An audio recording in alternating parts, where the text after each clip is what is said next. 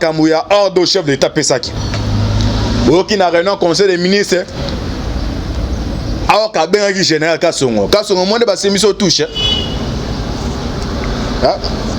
Nana pesi ordre ba beta balle réel. Nana pesi ordre. Tous en akati ya démocratie. De maramka na ebisa bino awa. Yangone c'est pas ça qui. Que yewe zaki na ba filtré. Ma ba filtrango tala. Bino peut-être ba colère au peuple congolais ça na ngote. Nani appelle ça qui ordre va tirer sur les manifestants. Donc tu appelles ça ordre, il faut batailler ma beaucoup. Ce que ça général Kassongo batailler ma beaucoup. Ce que ça VPM tous dans au sein de la Virginie ministre Gilbert Kakonde, il faut aux autorités. Yo ministre intérieur ne batailler c'est ba obangi ça oye comme ça ministre ben intérieur parti au pouvoir. Hein? Et ça qui m'a collé besoin de yo ministre intérieur. Bah toi là baza ba diable. Et puis c'est comme si trahison. Mais comment c'est fait qu'un combattant là au tisikoyo, un soit coup ba coup on avait bilan 6 morts. Action. Bonjour, bonjour, bonsoir, bonsoir na balandignon soya. Alvin Beativille, la voix céleste, mbote, mbote, mbote, bozali, ebele, partout dans le monde, boza kolanda biso par la voix internaute, wana na niveau États-Unis, na moni pasteur César Munganga, na moni mama la Petroni Ngandu, tama pambola yo, to bosanité, Ndeko Richard, to en Europe, wana na niveau ya Suisse, so ngolia mikata malamu na niveau Suisse, to moni mama Konde Chita, la mère des opprimés, Ndjambaza na to en niveau ya toujours en Europe, na France, to moni mama Kabasi Charlotte, na Belgique, mama Dede Charlotte, boza na Asie, Océanie, en Afrique sans oublier en République démocratique du Congo. Ezali émission na bino tolinga biso na bino toloba tokoloba avec Antibal Moïse Morgane de la décryptage ya actualité politique na pesu mbote mingi na caméra humaine oza sima caméra ndeko John Maboke Bende Njambe azano na pesu merci mingi na ndeko Alvin Bea wa pesi biso etando ike espace pour na topé sabino ba actualité politique na ndenge na yebisa bino ke non to zawa na terrain to zaki wana les antibal les antibal parmi bateau ba franchi par des peuples brouillés na commandant wa mdundu wana pesa ordre brouillé akuba jana musonga na pesa ba 1000 francs mon a pesa 1000 francs mais la ma c'est comme atteint mkona za ka zwa ayazi la pesa mkonda mo boy na pesa boy en tout cas merci de ba congolais bataille de to gagner mais guerre non cité boza toujours debout awa question to se poser awa to tout dans ma question belé mais thème to solo awa délégation CPI bazana niveau Kinshasa c'est ça thème to limbo la biso la bino avec des articles to tang la biso la bino to limbo la boyeba toza wapi tozo kene wapi to kosuka wapi na ebisa bino makambu ya ordre au chef de l'État Pesaki qui n'a réunion conseil des ministres alors qu'à bien qui général Kassongo monde ba semi so touche. Nana pesi ordre ba beta balle réel. Nana pesi ordre. Tous en akati ya démocratie. De maramka na ebisa bino awa. Yangone c'est pas ça qui. Que yewe zaki na ba filtré. Ma ba filtrango tala. Bino peut-être ba colère au peuple congolais ça na ngote. Yo soit déjà ce maître a sauté sous mille. Maître a sauté mille. Comme singai, maître a sauté mille. Moi, mutamukia le maître sauté mille. Bango bo misabino, bango misabino. Bango ba somi ba immeuble. Na bango ba vivre na vie malam. Yo bazo comme papier mouchoir. Siko fort bois na population wana. Base soit population tout le monde. Batu bazoya na 7e mairie bino tout le monde ba image ndenge provocation bandi. Na soit disant ba maître wana. Ba marque de la bête ba su ba mbongo ba otinda ba bino siko bo senti force ndenge zalaka. Alors question to oza ko se poser o do tuna mituna nani apesa ki ordre ba tirer sur les manifestants. Donc tu appelles ça ordre il faut batailler ma beaucoup. Ce que ça général Kasongo atie maboko. Ce que ça VPM. Tous dans au na Virginie ministre Gilbert Kakonde, il faut des autoritaires. Yo ministre intérieur neni bataille c'est ba obangi ça oyeka musanga. Ministre ben intérieur. Parti au pouvoir. Hein? Et ça qui mukolo bezande yo ministre intérieur. Bato na baza ba diable. Et bien c'est comme si trahison. Mais comment c'est fait-il qu'un combattant là au Tisikoyo, un soit coup au bakufi on avait bilan 6 morts. 5 na Kishasa mort na ni na Katanga. Bilan 5 morts, mtako ça va blessé et belé. Donc c'est bandeko bazana mtema mala monsieur boyede bandeko bazana à l'hôpital awa les abé makasi. Non, le cas de la vraiment qu'on a, tout ça numéro soit MP, ça va aider bango, au bas brave père. Autorisé donc balabala politique, ils ont des balabala. Politique c'est manakati anda côté, ben nakati a réseau sauter balabala ndé. Mais ils ont regrettable ndenge, bato bakufi. Pour combattre la peut-être l'autorité na idée petit ce qu'on a aussi musala te mabimi sur pour défendre l'intérêt général, mais la police va tirer à bout portant. Non, on appelle ça qui ordre. L'union ne faut pas répondre. C'est un réchauffement. Déjà, peuple congolais va déterminé de relâcher prise, de compter jusqu'au bout. Jusqu'au bout, de relâcher prise. Alors, tu peux ce numéro au Samalona. Bandero Bolanda, besoin de qui n'a papier, besoin de numéro, pour passer message. Pour passer message que non, bazo tindae nakacha libulu. Bato bao tindae. Ba osundere basundra ngoyimulu na ngoyimulu nda nde basundra abe malumalu aza non jeune aza homme marié il sala bien bana o aboti babon ndenga zokola ke batika la hotel na ba photo il za bien te peto uti musika ozomona ba de ba bloquer ma solo uti musika alors cette fois-ci toza déterminé so ki Kabila comme aza puissant. Bon, bah, nous sommes puissants. Si on élimine Bissonion, c'est pas éliminé, mais mieux vaut bana au Baltique là. Babo na bonheur oya Congo oyo mboka munene boy. Bozo numéro malonda peut-être que na sisi na biso oya délégation à ces pays au bakiti na Kishasa boyo ba dessous des cartons le baté wala sika bazaba el tempo mozo a ninga na bi les petits là quand ils commencent ça petit c'est anti-balle. Alors tozo numéro au malonda bo pesi boti le message patriotique.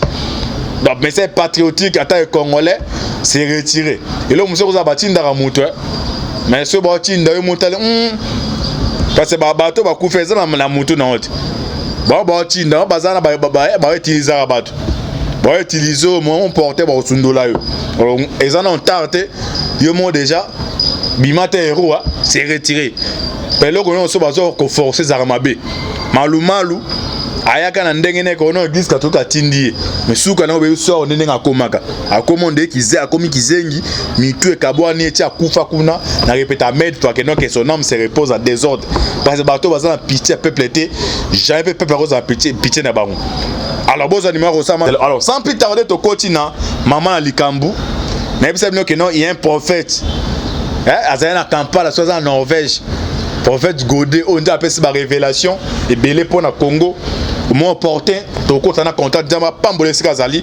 Alors tokoti na maman na likamu awa ya délégation religieuse akoya la fois passée na ebisa bino que non Tshisekedi de kenaki na mboka ya Belgique. Est-ce que Koutana délégation pays près de Togasso a regagné capitale le même jour à Mani vers les 7 et les 9 pardon. Bazui Fantou Bensouda ou Azali procurer à ces pays. Avec non il faut pas diligenter délégation à ces pays à niveau ya Kishasa. Tshisekedi asali voyage moko privé au Tisiko bandeko belé. Dessous des cartes, il a coûté un roi belge. C'est à la politique. A coûté un roi belge, Tisiko bandeko ba comprendre était mais ni ne s'est passé, ni ne ça que s'est passé avec Antibala. Tout le bateau ba to fungam to l'article oyo. To tanga ngoto kontie bisabino. Bon comprendre ce que tu as okende là. Tu connais ce que tu as okende là. Bon qui va dessus des cartes, il y a réunion conseil ministre. Dans deuxième épisode au limbo la biso. Mais tout là d'abord article tout là. Le début du déluge. Après la rencontre d'hier à La Haye entre le ministère belge Didier Reynders et Philippe Goffin, respectivement ministre des Affaires étrangères et de la Défense, et Chil Obe. Chil Obe, on a zali président ya Cour pénale internationale. Ils ont procuré Fatou Bessou na président à la Nigérien. Donc continue bolanda awa et c'est comme on là.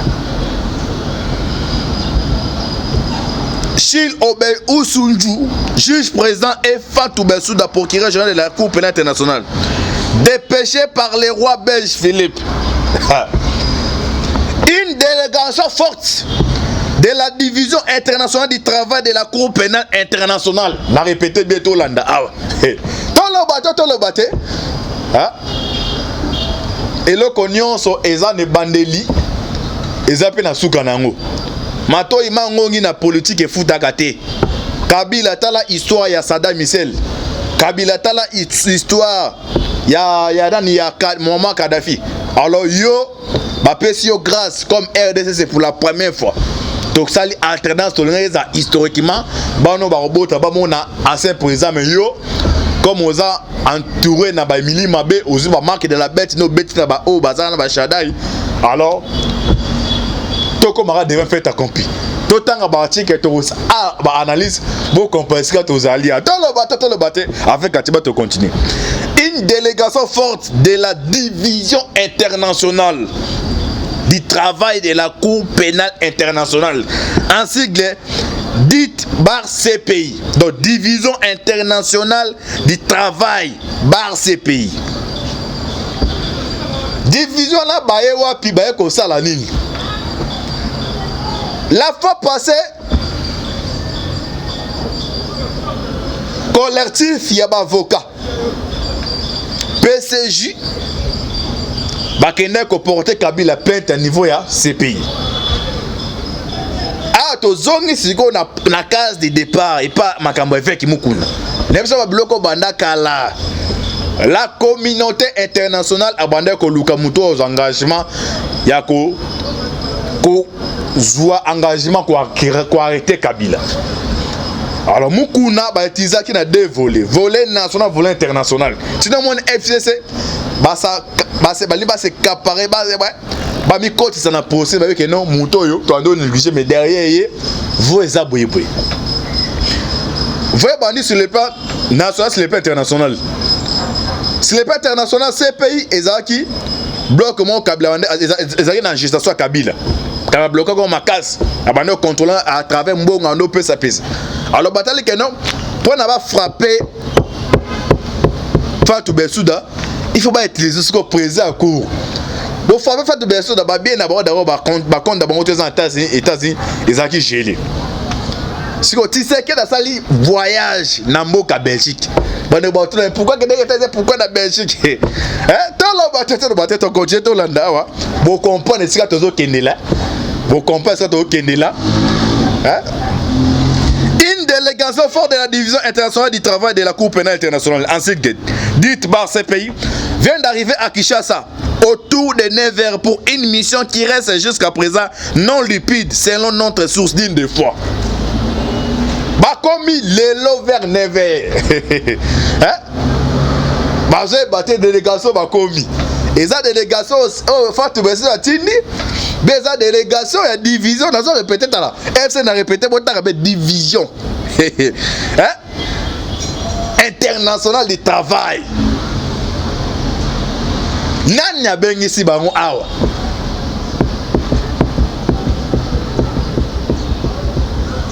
Dans une année et demie, on ne parlera plus de Joseph Kabila. C'est Moutalobo Makamwana.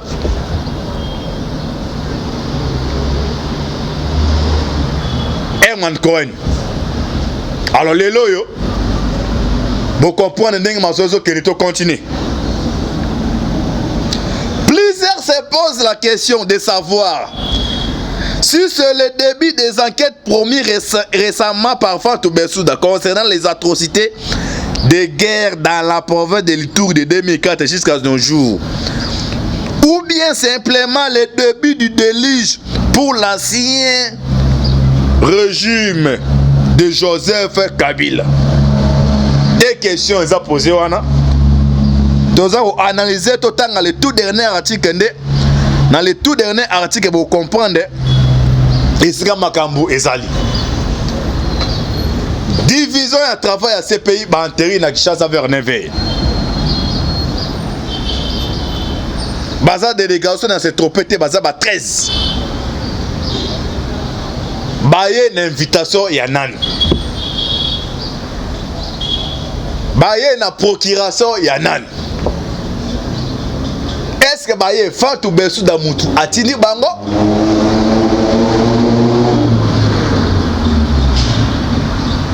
Ou bien nani atini bango?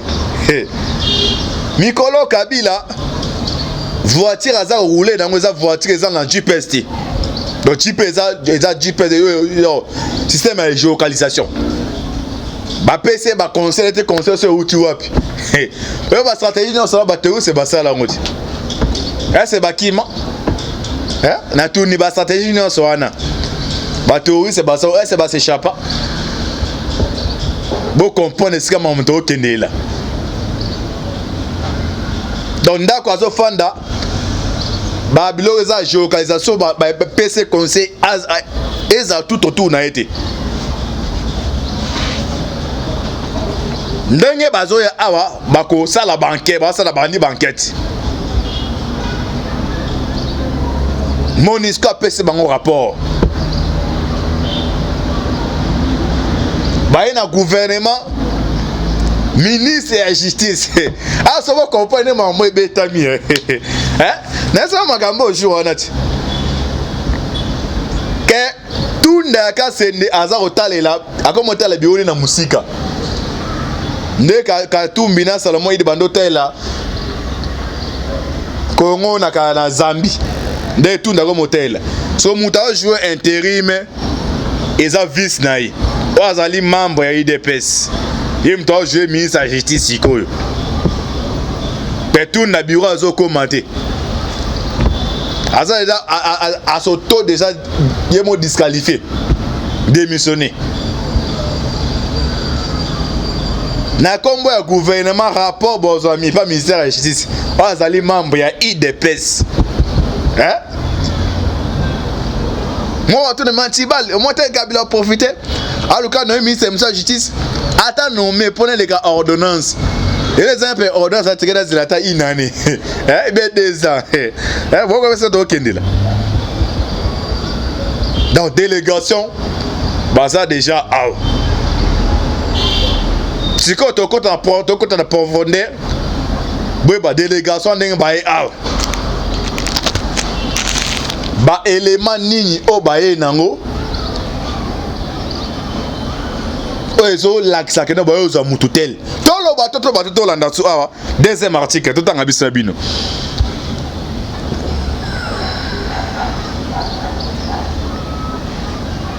To landa su ko à travers deuxième article de tanga awa. Vous comprenez ce que tu as chitélé. Donc moi est-ce que fan au peut sa conclusion donc c'est pas ngalo ba boué. Mais ben ingrédient tout de chez Salem de chez Lambami. To bani deuxième article tout tanga après to continuer. Boye besika to kendira. Le décor de la machination judiciaire de la Cour pénale internationale CPI se met en place pour exiger des comptes aux dirigeants du régime de Joseph Kabila. Une mission de la Cour pénale internationale séjourne déjà à Kinshasa. Prélude de la tempête que l'ambassadeur amer, extraordinaire et plénipotentiaire des États-Unis en République démocratique du Congo, annoncé comme le fit Jean-Baptiste face à l'incrédulité des scribes et des pharisiens sous l'occupation romaine de l'État israélien.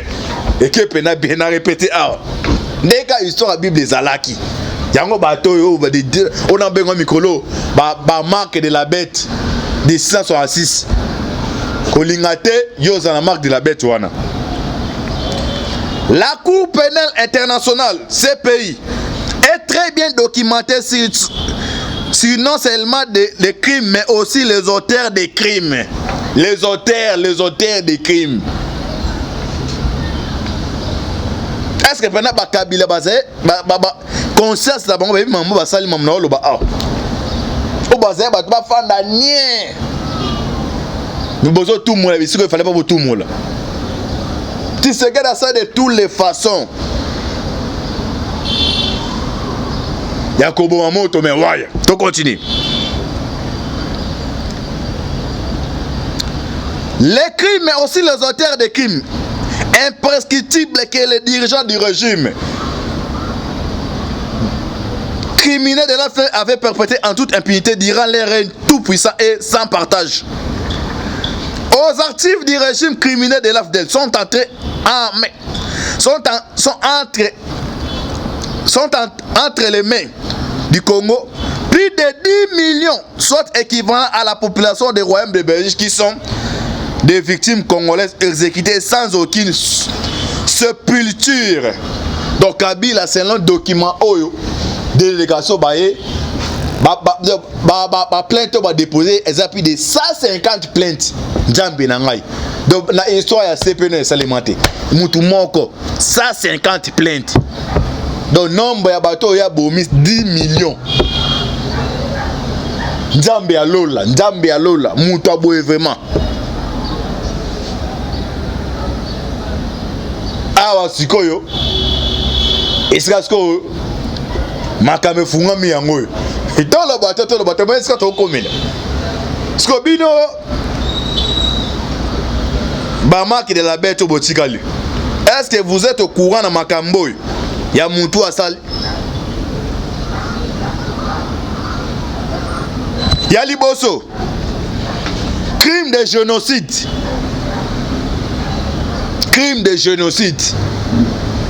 Bah, ça va vous cabo qui est beau, bah, crime de génocide. Dans ces pays, bah, qu'on est en combien? Yami Balé. Crime contre l'humanité. Bon, qui est beau, la crime contre l'humanité et ça rend Yami Sato. Crime de guerre. Voilà Kabila. 4. Viol et exécution sommaire et extrajudiciaire. Toujours Kabila. 5. Traitement cruel, inhumain et dégradant des populations congolaises sans défense. 6. Massacre et fausse commune que le Bureau conjoint des droits de l'homme des Nations Unies documenté sur tout l'étendue du territoire national. Tingi, province orientale, Grand Équateur, ville port de Kinshasa, Malukuba, Congo, Grand Kassai, etc. 7.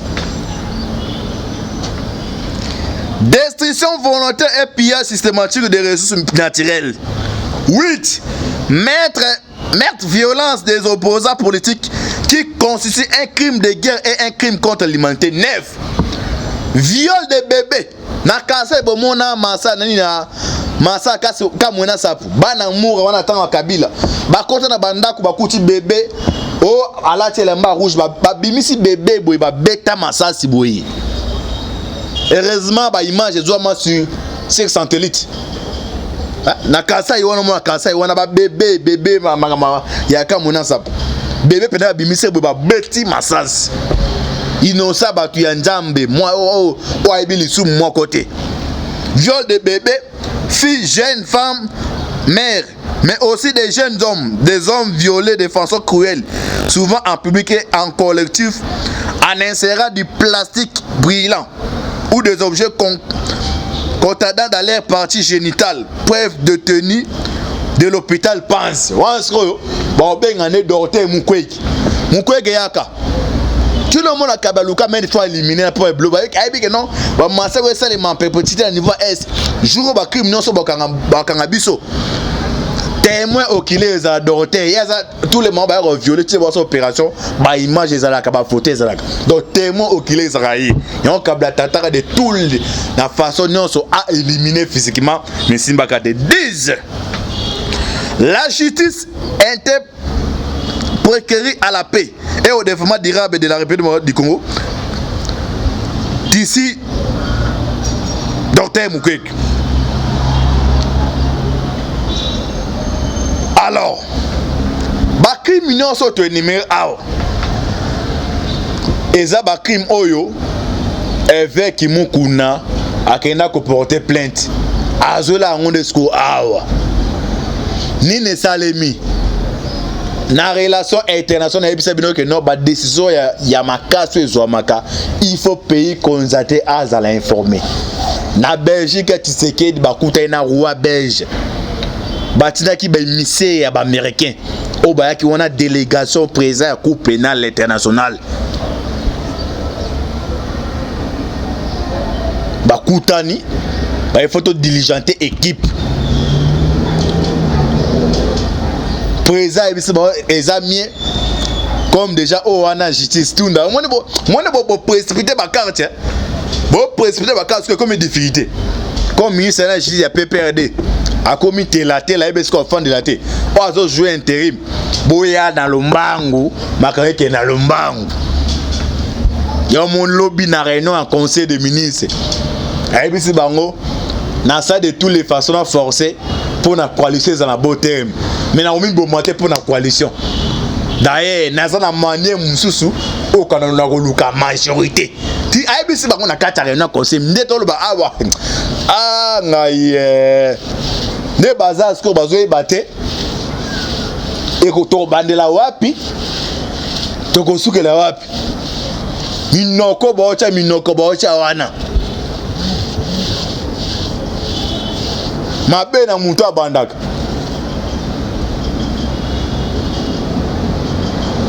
bile bozaye bato fana pena inane c'est 7 mois c'est inane 7 mois pena bofana bobo à l'aise non bozo mérité bozo dans la prison.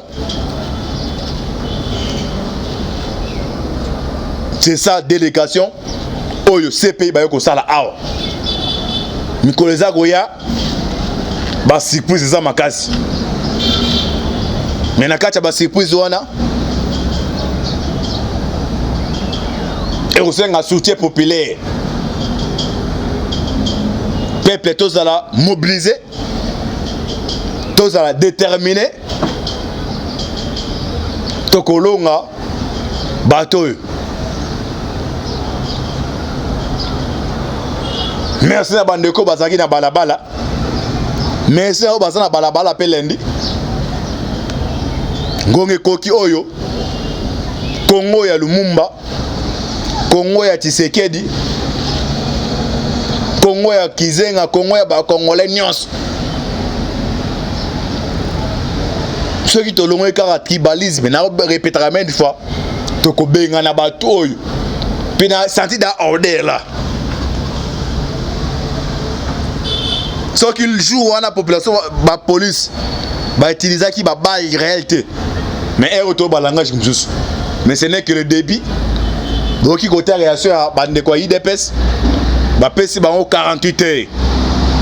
C'est pour l'acheter. C'est pour réserver mon daza. C'est important opinion nationale, na opinion internationale. Bonjour là na dépré. Au ça que s'est passé dans la République démocratique du Congo. Dieu on a passé conseil même Android si c'est Android azo barabi ko toucher babilo raison na géolocalisation té pas bête escape ça après luni ni Ibrahim Kabila après ce révélation au niveau GLM bakaf na ba solo abata mikuna tolo bato on a ninga de batuni mais antibala oboma biso na deuxième épisode toyiba na awa za pambola bino merci mingina Maboke Bende John voilà c'est ma caméra. Merci mina bando de ko balanda biso. Merci mina prophète apporte au campagne qu'on Norvège on a appelé ça révélation. Mais tous a déterminé ngonga délivrance à RDC Koki pour na RDC la délivrer. Et puis ça m'a envoyé caméra awa deuxième épisode de Limbo la boyeba. Pourquoi